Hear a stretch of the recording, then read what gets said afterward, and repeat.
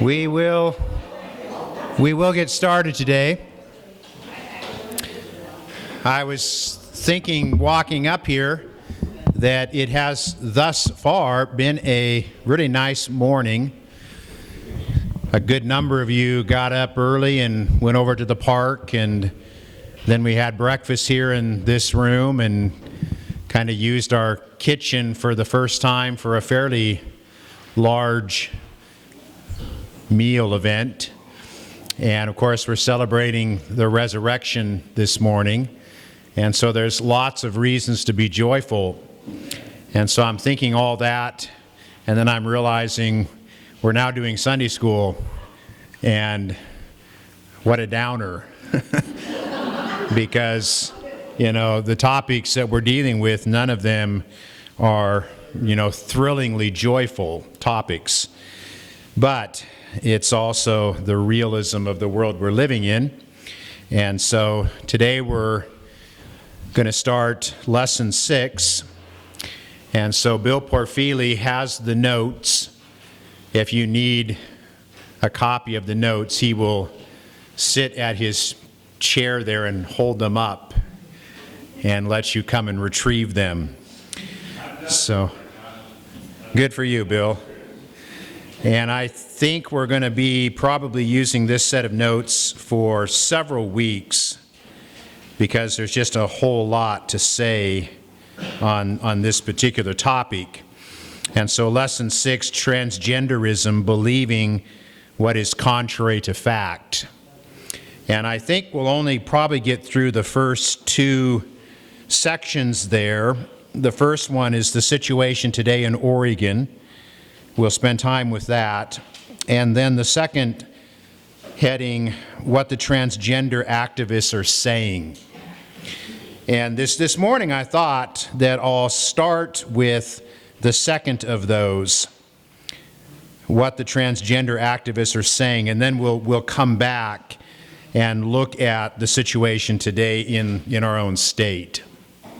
And so let's get started. What are transgender activists saying today? Well, transgender activists insist that a transgender female is a female and a transgender male is a male. That biology, okay, there's a fill-in there, right? That first fill-in. That biology determines sex is utterly rejected by the transgender movement. Now that does strike you as surely not. I mean, I must be exaggerating this. Pastor John must be misinformed to say that. But I'm not exaggerating, and I'm not misinformed. That statement is absolutely what they believe. That biology determines sex is utterly rejected by the transgender movement. And that's why when we think this is so upside down and backwards, I can't wrap my mind around this. It is because, of course, we're operating out of a belief that biology determines sex. And the transgender activists, they don't believe that. And I guess I've got to accept that they don't believe that. I mean, as wrong as that is where they're at. That biology determines sex is utterly rejected by the transgender movement, and in its place, it is affirmed, second fill-in, that gender identity determines sex. So I read recently one of these activists, and the argument that person was making is that sex is determined by what's between your ears rather than what's between your legs. Okay, I mean, to be crude about it, but that's what the person said. It's determined by what's between your ears. It's determined by how you feel or how you think. So it's not determined by biology, it's determined by gender identity. To deny this, of course, and we all understand this, we see this almost every day now in our culture, to deny this is to be branded transphobic and bigoted by the LGBTQ plus community. And so let me read to you a paragraph. This is from Ryan T. Anderson and his book, When Harry Met Sally, When Harry Became Sally, Responding to the Transgender Moment. And this is the book that was banned by Amazon a couple of months ago. And I can see why they banned this book. Ryan T. Anderson is a PhD level person, Ivy League education. He's very bright, and he's quoting experts. And this is a reasoned, thoughtful, and I would even say compassionate book. There's nothing hateful about the book. And so Amazon banned the book because the arguments are so good. The book is so good that it can't be allowed. Here's a paragraph in that book. People say that we live in a postmodern age that has rejected metaphysics. Metaphysics in philosophy is it's asking the question, what is real? And how do we know what reality is? So metaphysics is dealing with that issue. So again, he's saying, people say that in the postmodern world that we're living in, there's a rejection of metaphysics. That's not quite true. We live in a postmodern age that promotes an alternative metaphysics. At the heart of the transgender movement are radical ideas about the human person. In particular, that people are what they claim to be, regardless of contrary evidence. A transgender boy is a boy, not merely a girl who identifies as a boy. It's understandable why activists make these claims. An argument about transgender identity will be much more persuasive if it concerns who someone is, not merely how someone identifies. And so the rhetoric of the transgender movement drips with ontological assertions. People are the gender they prefer to be. And then I'll quote to you, I'm quoting from this book, but he is quoting experts in the transgender movement. And these are, for the most part, PhD level or MD level. These are doctors, these are psychiatrists and psychologists. So Dr. Dina Adkins is a professor at Duke University School of Medicine. Now, Duke is a blue blood place, isn't it? Just not in basketball, right? And it goes beyond Coach K. I mean, Duke is not an Ivy League school. It's not in the Ivy League conference, but it is Ivy League. And it's a very respected academic center in our country. So Dr. Dina Adkins, is a professor at the Duke School of Medicine and the director of the Duke Center for Child and Adolescent Gender Care. She argues, quote, that gender identity is not only the preferred basis for determining sex, but it is the only medically supported determinant of sex. Did you hear that?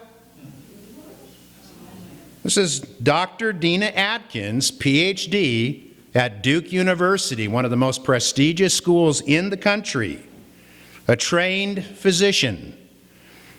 And she is arguing that gender identity is not only the preferred basis for determining sex, it is the only medically supported determinant for sex. Every other method is bad science. Quote, it is counter to medical science to use chromosomes, hormones, internal reproductive organs, external genitalia, or secondary sex characteristics to override gender identity for purposes of classifying someone as male or female. And you're all shaking your heads, right? And you're just going, wow, I heard someone say brother. Because that is the response, isn't it? But you know, quoting someone like her and realizing she has real influence over policymakers in our country, And we say this is radically upside down and backwards. This is bizarre. But I think she's serious in that affirmation. I'm an expert brain surgeon. Can I operate on you? I fully believe that I am an expert at brain surgery. Would you like to come to my clinic? Mm-hmm. Yeah. That's discrimination. That's unfair bias. So your argument is that just because you determine or state a reality doesn't make it true. Hey, Yeah. it's all mind over matter. Okay. In my mind, I'm an expert brain surgeon. I'm looking for guinea pigs. Atkinson's doesn't say if she would apply this rule to all other mammalian species. Do you get the point? Why should sex be determined differently in humans than in other animals? I mean, we don't say that about dogs or cats or kangaroos. Noah, when he gathered animals to go on the ark, he took male and female. So, well, God knew. But that's the author there makes that observation of the book. That's Anderson's words. But it's something to think about. She doesn't say if she would apply this to other species. She just applies it to human beings. Transgender activists are opposed to the concept of biological sex, rejecting it as, I quote, another expert, an expert, okay? We're living in a culture where part of the progressive agenda is the experts are the only ones qualified to have an opinion and to make policy. So the experts say biological sex is a simplistic and outdated understanding. It is used, quote, to perpetuate some various dangerous ideas about trans people because it fails to acknowledge that biological sex, quote, isn't something we're actually born with. It's something that doctors or our parents assign us at birth. End quote.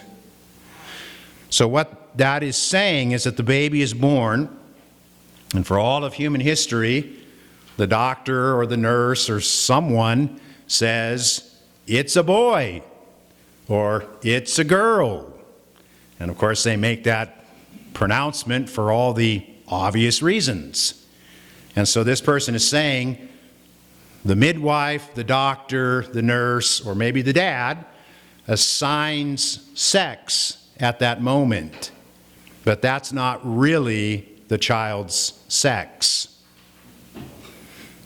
Because biology doesn't determine sex. Because what determines sex is what's between your ears. Okay? The baby doesn't know that yet. So that's the first section, and I'm pretty much for today done with that. What the transgender activists are saying. In Ryan T. Anderson's book, there are dozens of additional quotes that I could read to you, just like the couple that I shared, where he just is quoting the activists over and over and over and over again to make the point, this is what is being affirmed, that biological sex is out the window. You cannot define a person's sex based on biology. It's defined by gender identity. The book would be a good book if you recommend it for us to read. I would recommend it. Do you have a source? I mean, a lot of us just do the Amazon, but do you have a source where we can get it, or is it still available? It was available at Barnes & Noble, so if you use a Nook, I think you could download it that way. Or you could, of course, buy it hard copy, snail mail. I think you can get it that way. When I purchased the book, and I was drawn to it because Amazon canceled it, I wasn't really aware of it. And maybe that's a maybe that's a gift in a sense. They've drawn attention to a book by their actions. And so I went online looking for it, because I read most of my books now I read on Kindle, or I have a very sophisticated program called Logos. I've got more books on Logos than I do in my library, on my shelves. But I couldn't download the book. I couldn't find it to put on Kindle. But I did find a download, and to this date, Scott, I don't know where it came from. I mean, it might have come from China. It might be sort of pirated. I don't know. But I purchased it for like $7. I thought, what an excellent price. And it downloaded to my computer. It won't download to my Kindle. And then I had problems with scrolling. I couldn't get it to turn pages right. So I printed it on our copy machine here. And so I have it in a 3-ring binder. But I think to get a digital copy would be hard. You can't through Amazon. You can order the book, though, online as book form. And you can also go to Anderson's website, and he sells it there. So you can get the book if you'd like it. And it is a very well-written book, but it is not so high up in the clouds that, you would be confused by it. Ryan T. Anderson. Although you will be confused by the book, because you're confused by what I just read to you, right? And there's a lot more stuff in the book like that. So it's confusing in that sense, because it's the world upside down and backwards. But I would recommend that book, and I'd recommend anything that Ryan T. Anderson writes. I've read another one of his books now, and he's a very careful thinker. And we'll have more to say about this, but I just wanted to start with these thoughts. That's what the transgender activists are saying. That's what we're up against, honestly. Now, I want to go backwards, and we'll probably spend the rest of our time, the situation today in Oregon. Because I've got to be honest with you, I was not aware of some of the things I'm going to share with you. During the Trump presidency, much of the transgender identity was sidelined at a national level. That's right. I mean, if you remember the last term of the Obama administration, a lot of this stuff was really being pushed hard. And then Obama left office and Trump came in, and at a national level, there was a real difference. Now, Obama, of course, is interesting because people like to say, and it's true, that Obama was against same-sex marriage until he was for it, and then he became against it, and then finally he was for it. How does that make sense? Well, he evolved. That's his language. I evolved in my understanding. But what it means is that when he was running for political office and he thought this would hurt him, he was against it. And so when he ran for Congress, the Senate, he was against it, and then he became for it. But then ran for president, first term, he was against it. And then after he won re-election, he was for it. Now, what do we call that? We call it unprincipled, right? That's the kind way of putting it. I don't disagree with the rest of probably what was said. That's hypocritical. So in other words, he's always been for it. But when he understood that it would hurt him politically, he was against it. So when he went out of office, there was a brake put on a lot of this at a national level. The same, and this is what I was not really fully aware of, the same has not been true at the state level. So we've been talking quite a bit in this class about the Equality Act and how that act wants to add gender identity and sexual preference to the 1964 civil rights legislation, and how that's passed the House. The president will sign it, but it's got to get through the Senate. And the Senate, as you know, is a 50-50 divide between Democrat and Republican, with Kamala Harris as the tiebreaker. But because of the filibuster at this point, you would need 60 votes. And the Democrats don't have 60 votes. So we don't know what's going to happen with that. But what I discovered is that quite a bit of what is in the Equality Act is already in Oregon. And that was somewhat of a surprise to me. Today in the state of Oregon, public schools are required to allow transgender students to use the bathroom and the locker room that corresponds to their gender identity. This means that today in the state of Oregon, a biological male can use the girls' bathroom and locker room in a public school. And I've got two newspaper articles that I'll read at least parts of them to you. The first is from the Oregonian, and it's dated, the original article was January 29th, 2019. No, the original article was January 25th, 2018, and then it was updated a year later in 2019 because the story has continued, right? It's evolved. That's from the Oregonian. It's entitled, Transgender Students Have Right to Use Bathroom of Choice. The second one is from Metro Weekly, December 20th, 2020, and that title is U.S. Supreme Court Lets Oregon District's Transgender Bathroom Policy Stand. And so let me read to you from each of those articles. And so again, the first one is from the Oregonian. An initial article in July of 18, an updated article in July of 19. So this is during the Trump presidency.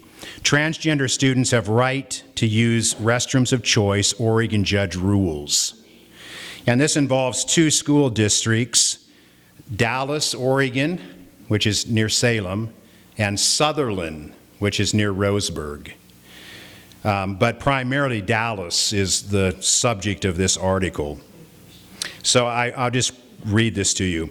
A federal judge in Portland has ruled that allowing a transgender high school student in a small Oregon school district to use the boys' locker room and restrooms doesn't violate the privacy rights of other students who object to sharing the spaces.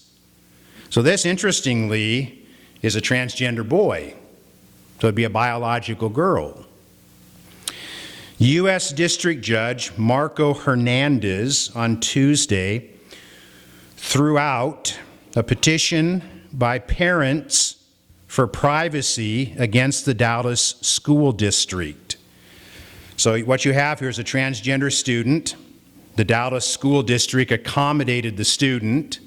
There was a parent group that was raised up to object to this. It went to court. So the judge, Hernandez, said transgender students have a right to use restrooms and locker rooms that correspond to their gender identity. And if the parents of other students, some of whom are devout Christians, don't like that, they're free to pull their children from the school, the judge said. Another quote, "It is within their right to remove their children from Dallas High School if they disapprove of transgender student access to the facilities," Hernandez wrote in a 56-page opinion. Okay? So that's from the Oregonian newspaper, and there's a longer article, but that's the major point. The second one then is bringing it still closer to current. It's from 2020. U.S. Supreme Court lets Oregon District's transgender bathroom policy stand. So this is the same story that's just working through the court system, and now it's beyond Judge Hernandez. It's gone to the Oregon Supreme Court. The U.S. Supreme Court, oh, this says U.S. Supreme Court lets Oregon. So this is the U.S. Supreme Court, not the Oregon Supreme Court. This is the U.S. Supreme Court, has refused to hear a challenge to the Oregon School District's transgender bathroom policy brought by a group of conservative parents. On Monday, the court rejected an appeal by the group Parents for Privacy, which objected to Dallas School District's policy allowing transgender students to use facilities, including restrooms and locker rooms, consistent with their gender identity. The district initially adopted the policy in order to accommodate a transgender male student at Dallas High School. In November 2017, Parents for Privacy sued the district, alleging that the policy violated their children's right to bodily privacy and their First Amendment right to religious freedom, and created a hostile school environment by forcing them to share facilities with transgender students. But U.S. Judge Marco Hernandez, finding that schools must treat transgender students equally under the law and cannot ban them from spaces based solely on their gender identity. Hernandez also found that no cisgender student, a cisgender student is a student that identifies with their biological sex, right? That's a new term. That's what we always refer to as boys and girls. Is it SIS or CIS? CIS. So Hernandez also found that no cisgender student was forcibly compelled to share spaces, as those who felt uncomfortable using the same facilities as transgender students were provided with an option of alternative accommodations that would grant them greater privacy. So in other words, think about this for a moment. If you have a transgender student in your school, I assume that most decision makers, out of compassion for that student, would say, you know, we will find an alternative facility for you. Maybe it's, a single stall restroom, or maybe it's a restroom that the teachers use and you can go in there and you can lock the door. I think most school districts would have that kind of a policy because they do want to be respectful to all of their students. And yet, what I just read to you is that the decision was the transgender student has right to the restroom of choice, the locker room of choice, and any student who doesn't like it will not be forced to share the shower with that transgender student or the bathroom. And so every other student will be assigned this side facility for their use. So in other words, the rights of the transgender student overrule the rights of every other student in that class or in that classroom or in you see what I'm saying? So maybe 30 students in that PE class are said, you can go use that teacher's bathroom because this one student, the transgender student, his or her rights trump all of your rights. Just because it's such a new idea for a lot of us, my mind is a transgender person could be a male and say, I feel female, so I'm going to dress as a female, look like a female, but none of the gender parts have been. Is that true? Now, Yes. So a transgender person could think I'm female today, but tomorrow I'm back to being male? Or is a transgender person actually one that's gone through all the process to change their sex identity from male to female? That's the part that I'm confused. A transgender person is a person who identifies as the opposite of their biological sex, period. So they could be fully male, but think female, and then be able to go into the locker room. Yes. So it has nothing to do with having a surgery or.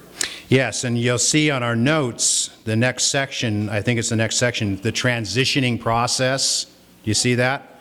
We're going to talk about that probably next week, the process that has gone through, but that's not what makes you transgender. What makes you transgender is your gender identity, your declaration.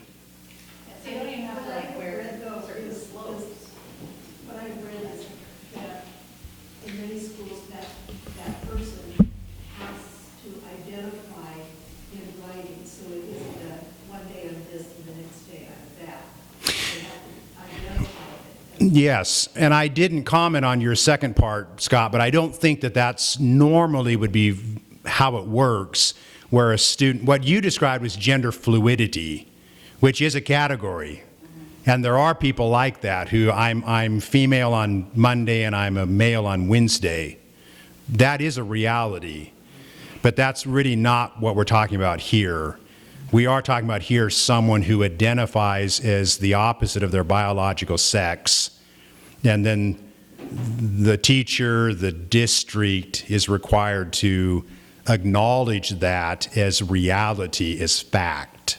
They don't even have to appear to have changed. They do not have to have had hormone treatments.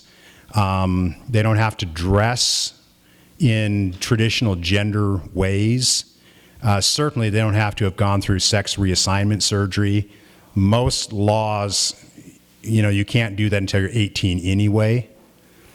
And so there is a transitioning process that we'll look at, but that isn't germane to this. What is germane is a student coming to the district and saying, although I'm biological male, I identify as female.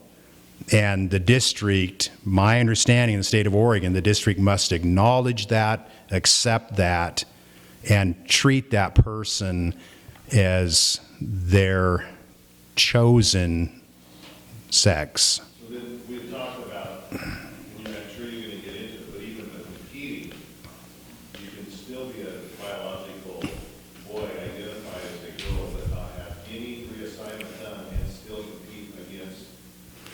Yeah, and it depends on the level of sports competition. At an Olympic level, there are more requirements. You have to be taking cross-sex hormones. So a male would have to be taking estrogen. And so there are certain standards, and yet I think that any fair-minded person would say that still it does not take away every physical advantage that a male has because of the male structure. But so that's more complicated, and that's part of the murkiness of this right now. But I think the younger you get, yes, it's the younger you get, the less can be done and has been done. And so I think probably at a high school level, you do have in Connecticut, I think you do have boys who are simply saying, I'm a girl. And I think in that state, I read recently, there's been like 235 girls who've lost what would have been like state competitions, to boys now. And so it's a pretty substantial, it's a growing number. I worked in Fox, and the time when a gentleman who was biological gentleman was trying to do the transition to female. Simplot actually assigned a bathroom that was one person at a time.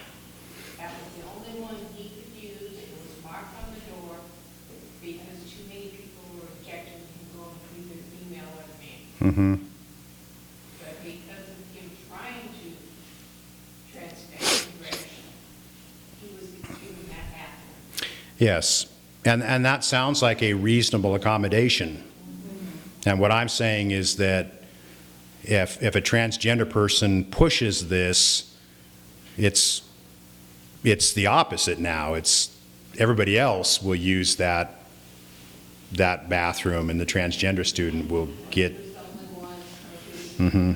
Yeah. Did you find any rapes having occurred? Or they're just not going to No, well, there are. I don't have any statistics of that, but I mean, there are stories of. Yes, there are stories of that. There are stories of things also where there's a sex offender, a male sex offender, who declares. I'm not talking at a high school level. These are older people. Think Target, right? A couple years ago when Target had their bathroom policy change. And there absolutely are documented cases of someone like that in the restroom with a camera, with a phone, trying to get pictures of women. And so I don't know how prevalent that is because, of course, the media is not going to report that. But that has happened, and it will happen. Yeah. So I also have in front of me, and it's pretty lengthy, but I do think I'll take some time to read quite a bit of this. This is the title here. It has the state of Oregon. It's got our seal, the stamp, 1859. It says Oregon Department of Education, Salem. It's got underneath Oregon Department of Education, Kate Brown, Governor. So this is an official document from the governor and from our state and from the Department of Education. But before I start reading any of this, I do realize that we have a few folks here in the room who work in school districts, and I would be curious if any of them want to share. I am assuming that in our local school districts that, you know, superintendents and principals would try to, with a transgender student, try to accommodate in a more sensible way. But I think if they're pushed, I think if our principal was pushed, he would not be able to hold the line on that. He would lose. The authority, the decisions are going the other direction. But I'm just curious if anybody has any thoughts on this as to, you know, in Hermiston or Stanfield or Echo, I guess our school board member's not here, Lloyd, but have we had anything like this locally that anybody's aware of or has had to deal with who would want to talk?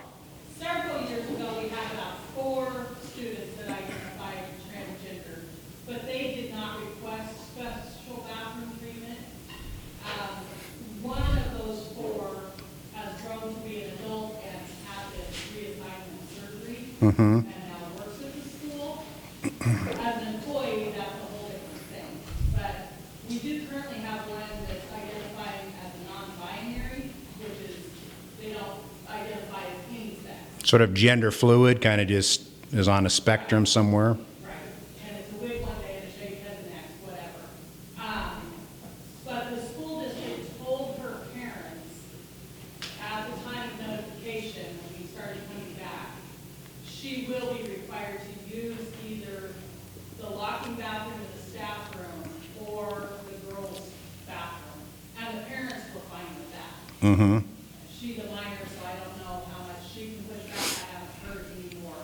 But we are, as staff, required to refer to her as they or them and by a new name. She's, you know, Okay. her whole name's not a name. Okay. So we'll try to keep this a secret, but my suspicion, well, I think it's right that if this person, parents, or someone else wanted to make an issue of it and to push hard on the district would have nothing to stand upon. Yeah, and that has been said in some meetings, that if they push back, we really have no foundation. Yeah. But if they're non-binary, that means they don't identify with either. Yeah, right, it depends on what they're identifying as a person. So as today, she would say I'm a male and go in the boys' locker room, and tomorrow, because it's in writing that she's non-binary, Mm-hmm. from what we understand as a district, the law would let her choose that day which bathroom or locker room she would go in. Yeah, and this situation is murkier because the state has not probably got around to writing a policy. They have written a policy on transgenderism. And so if you had a transgender student in this situation, and you know, if it were a biological male, I mean, let's face it, that concerns me more, a lot more. I mean, I like my sons, but if there's some transgender boy who's biologically female, I'm not worried as much. I don't fear for them the same way that I would my daughter. If there's a biological boy who's trying to get access to her restroom or her locker room. You know, when that happens, I think that a lot of Christians are going to have to ask some really tough questions, like, can we even keep our kids in the school district? I agree with that statement as far as physical safety goes, but what that does to a young man's mind is something that is going to affect them the rest of their life. Yeah, and I guess I'm assuming, I maybe should state it, when I shared that, I'm not really thinking of they're all sharing the shower room together. Because the young generation is different. You guys don't even want to know this, right? When I was in high school in sports, we all went in the locker room and we showered. The young generation, they don't do that. They think it's totally gross. And maybe that's a good thing, given all this. So, all right, well, time is always running. So I'm not sure how much of this I should read.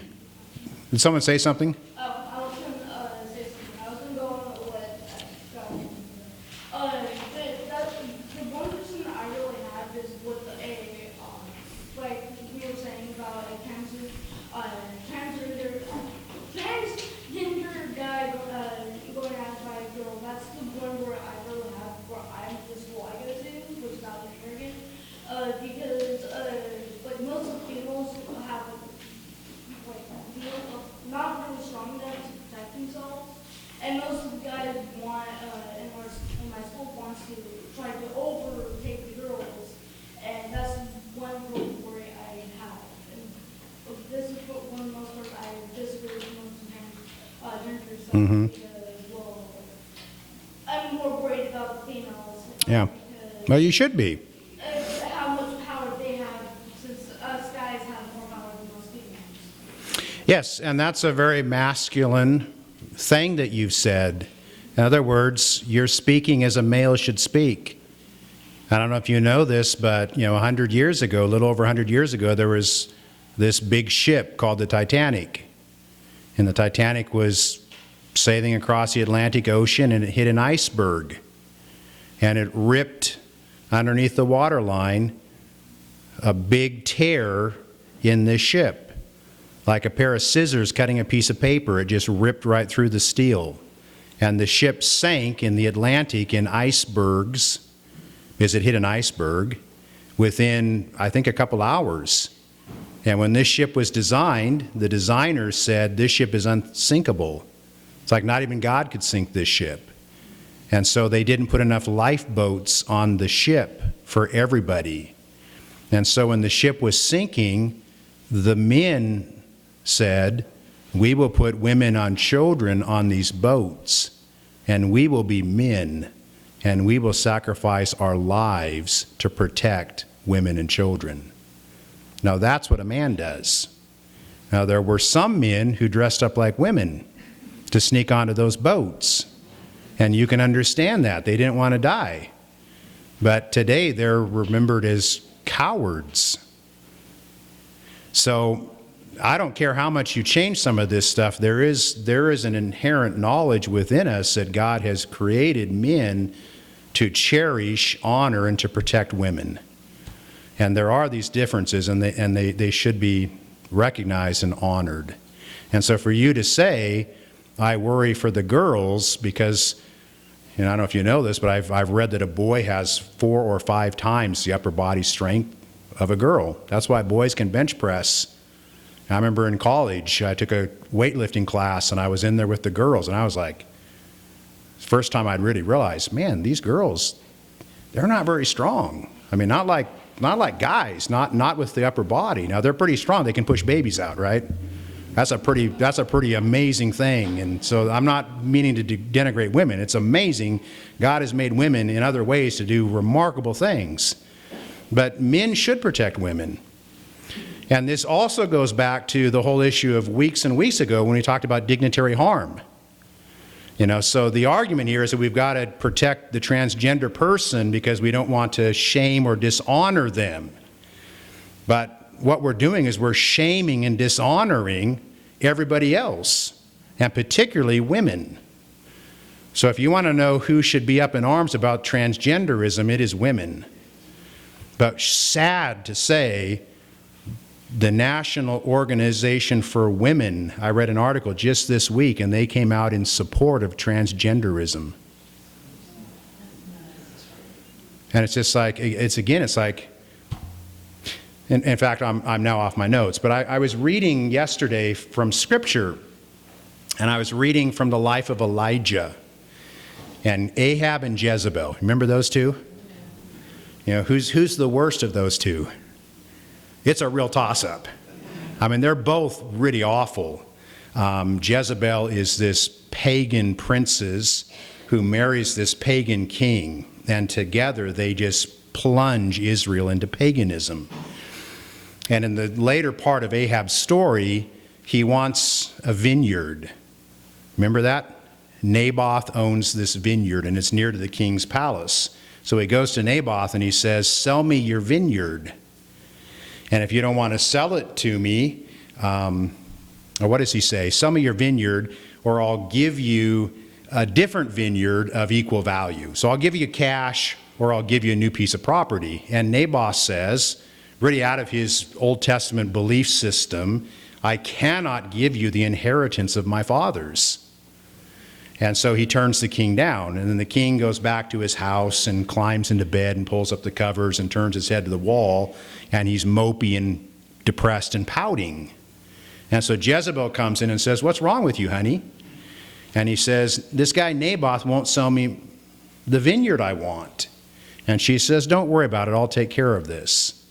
And so she writes a letter to the community leaders of Naboth's town and says, "I want you to have a feast and call Naboth in, and I want you to make all kinds of false accusations that he worships a false god, that he's a liar and a cheater and all the rest, and I want you to take him out and kill him." And they do that. And so Jezebel arranged Naboth's murder. Now, as I read this story, I'd never thought about this before. It made me think about the community leaders who betrayed Naboth. You know, this was back in an age when your grandfather was a farmer, and you were a farmer, and your kid will be a farmer, and you've lived in the community where you were born, and you will die in the community where you were born, and that was true of virtually everybody. So values were passed down within the context of deep community ties and relationships. So undoubtedly, all those folks who called Naboth in, they knew this man well. And they knew he was a man of honor and integrity. And they all knew what they were doing was murder, and it was wrong. But they did it anyway. What do you call that? A lack of courage. A lack of moral conviction. You call that not wanting to upset the ark. You call that, I want to protect my power because I don't want to lose my power. And so I will compromise my convictions and lie in order to protect myself. And I just read the story and I thought, that's our culture right now in so many ways. Or I think if you could get people who are part of the National Organization for Women off in a corner and have a private conversation, you don't really believe this, do you? I'm assuming they would say, I don't believe that. But because it's the popular thing to do and because it's, you know, it's the politically expedient thing to do, we have people who are just allowing this to move forward. And it's insane. It really is. Stand for it. What's that? No one's going to stop and stand. I think that is really part of the problem. But then also part of the problem right now is it's come to a point right now where we're all struggling with, well, what can we do about this? And I think in a lot of issues, all we can do, I will say this, that Target, they won't tell you this, but Target, when they changed their bathroom policy several years ago, they lost a great deal of money. And their sales plummeted. 25% they were off. In the same year, Walmart's were up 5%. And Walmart and all of Target's competitors did not follow Target's example, did they? They didn't, though, for a reason. They do know their bottom line. They didn't follow Target's example because they realized Target paid a financial price for this. And then Target put millions and millions and millions of dollars into, you know, reinventing their restroom situation to try to make it more acceptable for everybody. So that's one thing that can be done, and I don't know what else we can do in some of this, but in areas where we can speak through where we spend our money and so forth, I think we should take that seriously. Okay? All right, we've just got a few minutes. In this document that I have in front of you, it's 9 or 10 pages, and some of it is very disturbing, and I think I should just try to summarize this rather than try to just read this because of the time we have.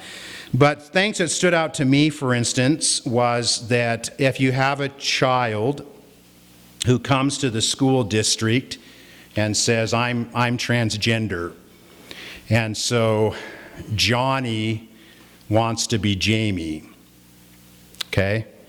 And so there are policies in here, and there's hypotheticals, and then there's real case scenarios as to how a principal or a counselor dealt with a particular student. But there's things in here such as student confidentiality is of the highest importance. So if Johnny comes to the school and says, I want to be known as Jamie, and my parents don't support this, the school district is being told, don't tell the parents. Okay? And then there's statements in here to the effect that when you talk to the parents, remember to refer to Jamie as Johnny, because that's the parents' view and understanding. And so keep the parents in the dark. But here at school, Johnny is Jamie. There's also guidelines in here for such things. And by the way, HIPAA is quoted in this. As protecting the privacy rights of the student, and to inform would be to violate HIPAA. And so here's an example.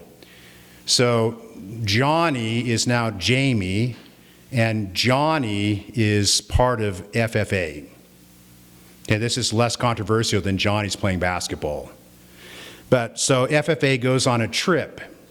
Now, Johnny, who's now Jamie, moved into the school district where this person is attending within the last couple of years. And so students don't know that Jamie is Johnny. You understand? Now, sometimes you can really tell, but sometimes you can't tell so much, right? So Johnny's a little bit, small stature and fine-featured, and so Johnny's going as Jamie, and people look at Jamie and think that Jamie's Jamie. And so Jamie's in FFA, and so they're on a trip, and it's maybe state convention, and they're staying in a motel for several nights. And so Johnny, who's Jamie, is going to be sharing a motel room with Michelle or Julie. Now, HIPAA comes into play here. So the school district and the teacher is forbidden to tell Julie that Jamie is actually Johnny. And so you've got now a girl, a biological girl, sharing a motel room with a biological boy, and the girl is kept in the dark.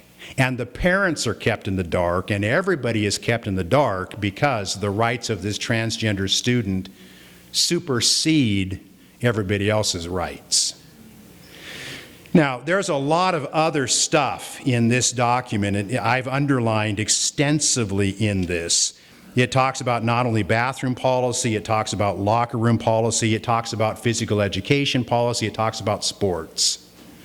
And again, this is a document from the state of Oregon. And it is saying in this document that if, now let's imagine that Johnny is not petite, but Johnny is now Jamie, and Johnny's 6 feet tall and pretty capable athletically, and Johnny wants to play basketball on the girls' team. And Johnny has the right to do that in the state of Oregon because, again, sex is not determined by biology, it's determined by gender identity. And so I won't go into any more of this. If anybody wanted a copy of this, I could certainly get you a copy. And maybe I should read this again. I read this several weeks ago, and come back next week if there's anything else that I really want to point out to you. But I'm just going to say, when I read this, I thought, so much of the Equality Act is in this document, and this is really shocking. But it's in Oregon right now. And I tell you, Senator Merkley's letter that we shared a couple weeks ago, I scoff at that.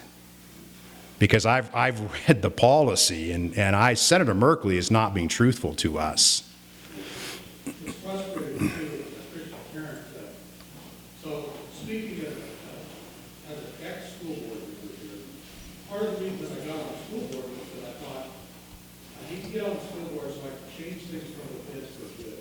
But the problem is, even if all of us on the school board were to come to the decision that an ORS like that was no good, and decide that we were not going to adopt that as a school district, at that point, the state of Oregon would call it over.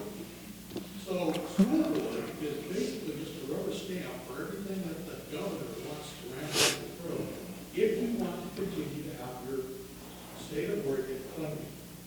And so it's frustrating because we have no avenue to fight back in a way that is not violent.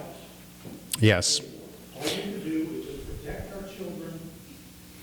You've got to know what your kids are doing and talk to them about what they're seeing and what they're learning in school every day, or you're going to have this stuff taught to them. Mm-hmm.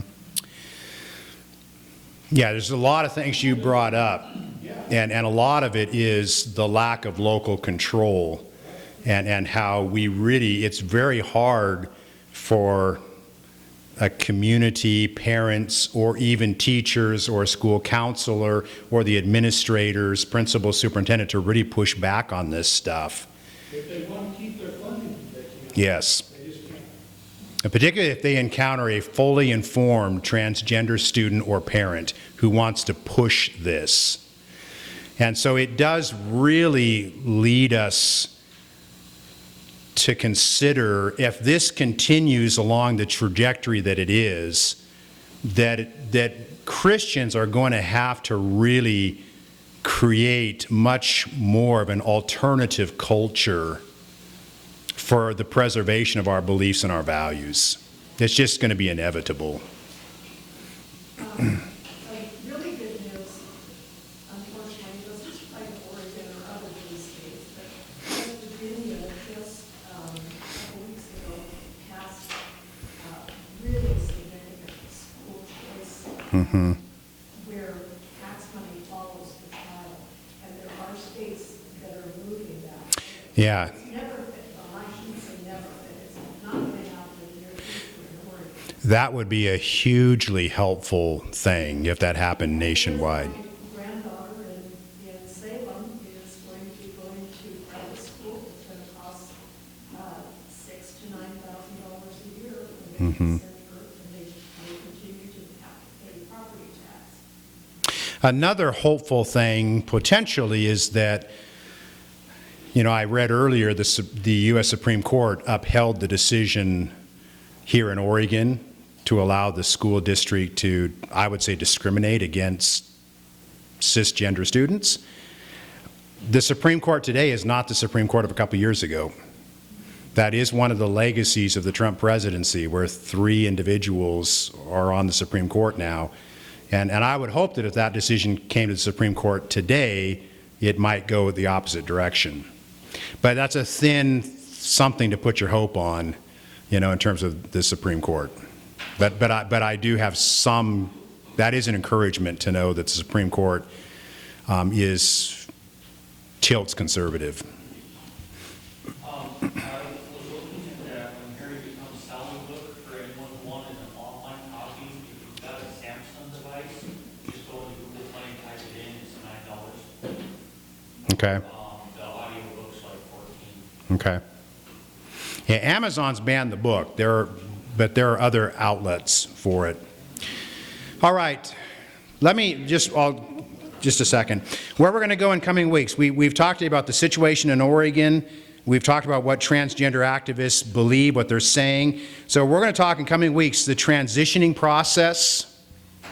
If you identify as transgender, what does that look like? And when does that begin? How young does it begin?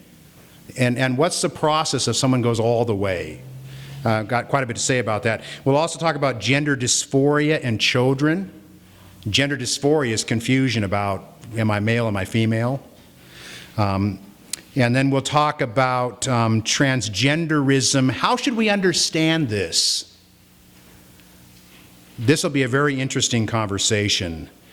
And then we'll talk about transgender contradictions, transgenderism and feminism, something about the Equality Act. We've talked about some of this already, but there's just a whole lot more stuff that we'll look at. And then we'll finish by more specifically asking, as Christians, how should we think about this, and what does the Bible have to say about this issue?